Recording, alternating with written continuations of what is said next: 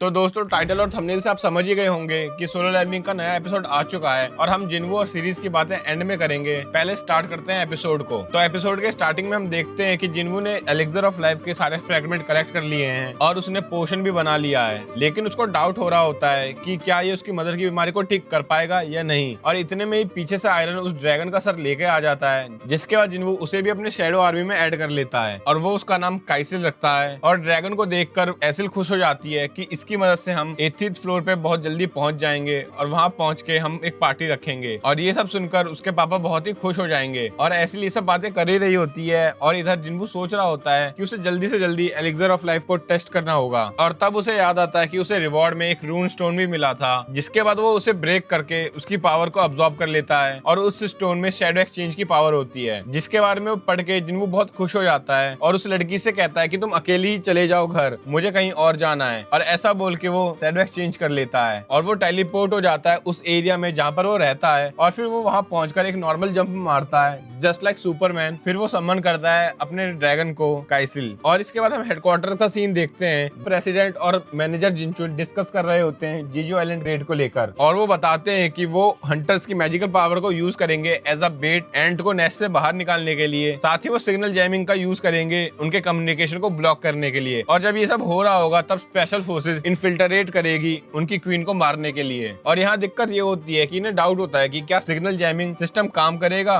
या नहीं। तब प्रेसिडेंट बोलते हैं कि जो भी हो, हमारी इन्वेस्टिगेशन का रिजल्ट परफेक्ट है और हमारे कंक्लूजन के साथ ये सही बैठ रहा है। और इसके साथ ही हमने एक रिट्रीट प्लान भी सोच लिया है जस्ट इन केस अगर ये प्लान काम नहीं कर पाता है तो। और वो सोच रहे होते हैं कि आखिर उस आइलैंड पे जाने से पहले हमें क्या करना चाहिए हंटर्स की प्रिपरेशन के लिए। और फिर वो मैनेजर जिनचुल से पूछते हैं कि क्या तुम संग जिन्वो को कांटेक्ट कर पाए अब तक, जिसपे वो मना कर देते हैं। फिर इसके अगले सीन में हम एक रेस्टोरेंट को देखते हैं जहाँ एक आदमी बैठा होता है और उसके बगल में बैठे होते हैं हंटर बेक। और वहाँ हमें उस आदमी का इंट्रो मिलता है कि वो एक एस रैंक हंटर मिन ब्यूंग ग्यू है और वो रिटायर्ड होता है। साथ में हमें पता चलता है कि वो हंटर बेक का रेड पार्टनर रह चुका है। और वो बोलता है कि अगर तुम मुझे यहाँ इन्वाइट करने आए हो रेड के लिए तो मैं बता दूं मैं नहीं जाने वाला और तुम्हें भी वहाँ नहीं जाना चाहिए। जिस पर हंटर बेक बोलते हैं कि मैं तुम्हें यहाँ इन्वाइट करने के लिए नहीं आया हूँ, मैं बस तुम्हें यहाँ गुड बाय कहने के लिए आया हूँ, शायद फ्यूचर में मैं तुमसे मिल पाऊँ या नहीं। तब हंटर ग्यू बताता है कि वो एक सिविल सर्विस एग्जाम का टेस्ट देने वाला है और जिसे सुन के हंटर बेक हैरान हो जाते हैं। जिस पे हंटर ग्यू बताते हैं कि वो और ब्लड नहीं देखना चाहते, इसलिए वो सिविल सर्वेंट बनना चाहते हैं, लेकिन मैं सिर्फ हिस्ट्री में ही अच्छा हूँ तो शायद ये एग्जाम मेरे लिए काफी टफ होने वाला है। जिसे सुनकर फिर से हंटर बेक बोलते हैं कि क्या तुम सच में अच्छे हो हिस्ट्री में। तब हंटर ग्यू बोलता है कि हाँ, उसे हिस्टोरिकल इवेंट ड्रामा बहुत अच्छे लगते हैं, लेकिन उन चीजों को हिस्ट्री में ही रहना चाहिए, नॉर्मल लाइफ ऐसी ही ठीक है बिना किसी लड़ाई झगड़े के। तब हंटर बेक कहते हैं कि हाँ तुम सही कह रहे हो और सोचने लगते हैं कि शायद हंटर ही अजीब होते हैं और वो कभी ऐसे किसी हंटर से नहीं मिले जिसे लड़ाई पसंद ना हो। और देखा जाए तो फाइटिंग उनका नॉर्मल रूटीन बन चुका है और कुछ लोग तो इसे एंजॉय भी करते हैं। और वो सोचते हैं कि क्या ये अवेकनिंग की कंडीशन होती है। और तब हंटर ग्यू उससे कहते हैं कि तुम फिर से ख्यालों में खो रहे हो और ऐसा करने से तुम ज्यादा जल्दी बूढ़े बन जाओगे। इसके बाद हम जिन्वो को हॉस्पिटल में उसकी माँ के सामने बैठा देखते हैं, जहाँ पे वो अपनी मदर के स्कार को देख रहा होता है और अपने बचपन के इंसिडेंट को याद कर रहा होता है कि कैसे उसकी मदर ने उसे बचाया था जलने से। इसके बाद वो एलिक्सर ऑफ लाइफ को हाथ में लेके सोच रहा होता है कि शायद उसकी माँ इसे पीने के बाद ठीक हो या नहीं, लेकिन वो कहता है कि उसने काउंटलेस इंसिडेंट देखे हैं सिस्टम की तरफ से और वो एट दी एंड एक एस रैंक हंटर बन चुका है एक ई रैंक हंटर से, तो इससे बड़ा क्या ही हो सकता है। फिर वो अपनी माँ को एलिक्सर ऑफ लाइफ पिला देता है और उसके पीते ही एलिक्सर अपना काम करना शुरू कर देता है। और एलिक्सर ऑफ लाइफ को पीने के कुछ ही सेकंड बाद जिन्वो की मदर का पूरा स्कार ठीक हो जाता है। और ये देखकर जिन्वो हैरान हो जाता है और जिन्वो कह रहा होता है कि प्लीज अपनी आंखें खोलो, मैं आपके लिए और फाइट करता रहूंगा और ग्रो करूंगा। इसके बाद हम कंफ्यूज जिन्हा को देखते हैं जो किसी रीजन से परेशान होती है। फिर वापस से हमें हॉस्पिटल का सीन दिखाया जाता है जहाँ जिन्वो की मदर उठ जाती है और जिन्वो से पूछती है कि आखिर वो कितने टाइम से सो रही थी, जिसपे जिन्वो नियरली रोते हुए बोलता है कि 4 साल से आप सो रही हैं। फिर उसकी मदर उससे पूछती है कि जिन्हा कैसी है और वो उसको थैंक यू बोलती है उसका प्रॉमिस पूरा करने के लिए। साथ ही वो बोलती है कि वो कितना मैच्योर हो गया है और भी वो कुछ बातें कहती हैं जिसे सुनकर जिन्वो रो ही देता है। फिर अगले सुबह का सीन दिखाया जाता है जहाँ हॉस्पिटल के डॉक्टर हैरान होते हैं और उन्हें समझ नहीं आ रहा होता है कि आखिर इटर्नल स्लीप से कोई बंदा कैसे जग सकता है। तब डॉक्टर का असिस्टेंट बताता है कि उसने चेक किया है पेशेंट के बॉडी में कोई इशू नहीं है और उनकी फैमिली इमीडिएटली डिस्चार्ज चाहती थी। और दूसरी तरफ जिन्हा अपनी मदर से मिलती है और काफी रो रही होती है और जिन्वो सोच रहा होता है कि आखिर इतनी मेहनत के बाद आखिरकार उसको कोई असली रिवॉर्ड मिला। फिर हम एक प्रेस कॉन्फ्रेंस का सीन देखते हैं जहाँ प्रेसिडेंट न्यूज वालों को बताते हैं कि कैसे नेशन वाइड एंड की वजह से प्रॉब्लम